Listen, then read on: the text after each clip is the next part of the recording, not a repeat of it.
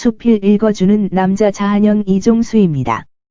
이번 시간은 688번째 시간으로 로마의 휴일이란 글을 읽어드리겠습니다. 로마의 휴일. 화려하지만 낭만적이지는 않은 궁정 생활은 갓 피어난 백합 같은 공주에게 어울리지 않은가 보다. 스케줄대로 움직이는 틀에 박힌 엄격한 왕실 생활의 실증을 느낀 공주와 특종 기사를 쫓는 기자와의 우연한 만남. 하루 동안의 우연한 사랑이 아름답고 우아한 로마를 배경으로 재치 있게 그려나간 로마의 휴일.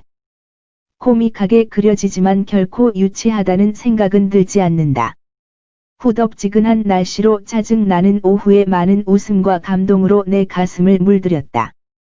당시 톱스타였던 그레고리 팩의 믿음직한 연기와 신인 배우였던 오드리 헵번의 청초한 연기가 잘 조화되어 풋풋한 사랑을 상큼하고 발랄하게 그려준다.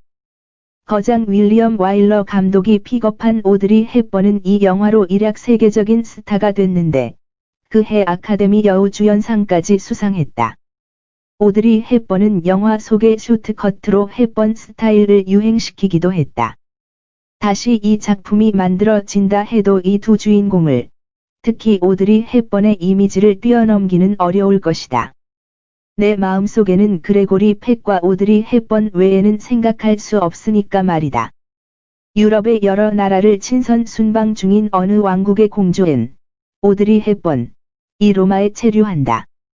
연일 계속되는 스케줄에 지친 앤 공주가 로마 주재 대사관을 빠져나가는 것이 영화의 시작이다. 우연히 기자 조를 만난 앤 공주는 그와 함께 처음으로 세상 밖의 자유를 즐긴다. 머리도 짧게 잘라보다, 아이스크림도 사 먹고, 스쿠터도 타며 로마의 거리를 돌아다닌다. 많은 해프닝 속에서 어느덧 앤 공주와 기자 조는 자신들이 서로에게 이끌리고 있다는 것을 발견한다. 유람선의 소동 이후에 첫 키스를 한다. 하지만 이루어지지 못할 사랑은 아쉬움만 남을 뿐. 서로 헤어지기 싫었지만 어차피 헤어져야 할 운명.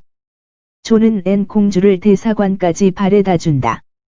행복했던 하루는 이젠 과거가 되어 버렸다. 대사는 공주의 행실을 나무라지만 하루의 사랑과 이별로 성숙해진 공주는 말한다. 내가 나의 나라와 국민을 사랑하지 않았다면 결코 지금 이 자리에 있지 않았을 겁니다. 이 영화의 마지막은 앤 공주의 기자회견으로 마무리된다. 서로의 위치로 돌아간 앤 공주와 조는 기자회견에서 마주친다. 평범하게만 보이는 기자회견 속의 둘만의 대화는 못 이룬 사랑을 서러워하는 안타까움의 소리와도 같았다. 조가 앤 공주에게 묻는다. 이번 순회 여행 중 가장 인상 깊었던 곳이 어디였습니까? 앤 공주가 의미 깊은 답을 한다. 로마였습니다. 조는 특종 기사를 포기하고 사진 기자 어빙은 공주를 찍은 사진을 앤 공주에게 건넨다. 기자회견이 끝나고 홀로 남아있다가 나오는 조의 허탈한 모습과 은은히 로마 속에 묻히는 발자국 소리는 영원히 지워지지 않고 내 마음속에 울릴 것이다. 그리고 비슷한 설정의 노팅힐과 비교해보면 비슷한 시작과 정반대의 결말인데 로마의 휴일 쪽이 여운이 더 크게 느껴진다. 이에는 콜로세움, 트레비 분수, 바르가차 분수, 스페인 계단, 진실의 입 등 여러 로마의 관광지가 등장한다. 이 영화의 각본가 이안 맥컬런 헌터는 1953년 아카데미에서 각본상을 수상했다. 하지만 실제 각본가는 돌턴 트럼보, 제임즈 돌턴 트럼보였고, 이안 맥컬런 헌터가 한 것은 제목을 공주와 평민에서 로마의 휴일로 바꾼 것뿐이었다. 트럼보가 메카시즘의 광풍 때문에 공산주의자로 낙인이 찍혀서 헐리우드에서 공식적인 활동이 금지된 상태였기 때문에 친구인 이안 맥컬런 헌터의 이름을 빌린 것이었다. 영화 트럼보에서는 트럼보가 직접 자신의 작품이라는 것을 밝힌 것처럼 묘사되었지만 실제로는 트럼보가 죽고 19년이나 지난 후에야 트럼보의 작품이라는 것이 인정되었다. 오드리 헵번이 앤 공주 역으로 열연 오스카 여우주연상을 수상하였다. 세기의 연인 오드리 헵번의 데뷔작이자 출세작이 되었으며 아직도 그녀의 최고 배역으로 이 앤 공주 역을 꼽는 사람이 많다. 대부분의 할리우드 영화들이 그렇듯이 여러 배우들이 주인공 물망에 올랐다. 원래 프랭크 케프라가 감독을 남자 주인공은 캐리 그랜트, 여주인공은 엘리자베스 테일러가 연기할 예정이었으나 케프라의 제작사가 재정난으로 판권을 파라마운트에 팔았고 감독도 윌리엄 와일러로 교체되었다. 카프라 대신 연출을 맡게 된 와일러는 제작비가 적어서 영화 전체를 흑백 필름으로 하루 동안 두 남녀가 로마 시내를 구경하는 스토리로 찍었다. 그랜트는 오드리 헵번이 여주인공을 맡게 되자 그녀와 공연하기에 나는 너무 늙었다고 하차했지만 10년 후 샤레이드에서 그녀와 공연한 후 나와 공연한 여배우들 중 최고라고 극찬했다. 영화에 나오는 곳들은 거의 대부분 유명한 관광지가 되었다. 진실의 입 같은 경우엔 그 전에도 유명했으나 이 영화에 나오고부터는 그냥 1년 365일 내내 입에 팔을 집어넣는 사람들로 가득. 현재는 입구에서 사진 촬영의 대가로 헌금을 받는다. 각 언어별로 된 헌금구가 있으니 거기에다 눈치껏 넣고 사진 찍으면 된다. 참고로 한국어로 된 헌금구에는 봉헌해주셔서 감사합니다라고 쓰여 있다. 앤 공주가 스페인 광장의 계단에 앉아 젤라토를 먹는 장면이 유명했으나 하도 관광객들이 따라한답시고 젤라토를 먹고 쓰레기를 버려대는 통에 젤라토 가게는 없어지고 2012년 기준 가방 가게가 자리 잡고 있다. 현재는 문화유산 보호를 위해 계단에서 음식물 취식을 금지하며 경우에 따라 벌금까지 내야 할 수 있기 때문에 함부로 따라하지 말자. 헵번이 이 영화에서 보여준 숏컷은 헵번 스타일이란 이름으로 21세기에도 여전히 미의 트렌드로 자리 잡고 있다.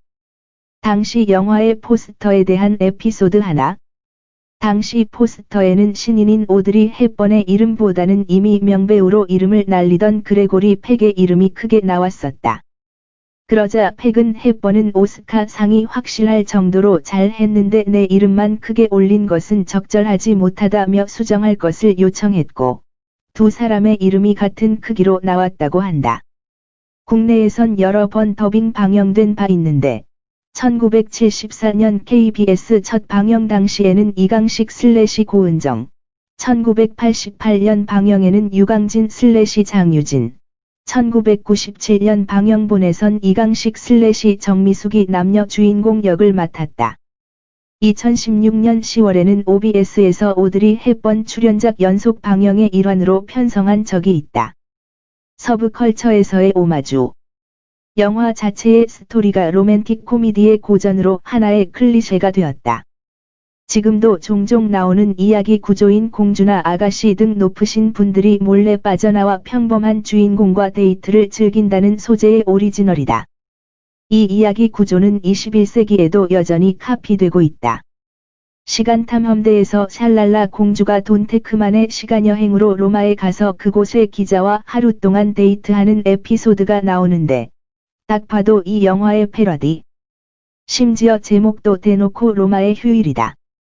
하지만 여기 나온 기자는 돈테크만 일행과 얽히며 찍은 사진이 조작이라고 편집장이 찢어버리며 화내고 멀리 남극으로 강제 발령 가고 만다. 하긴 사진에 용용이나 램프에 바바 같은 게 찍혔으니 믿는 사람이 이상하긴 했다.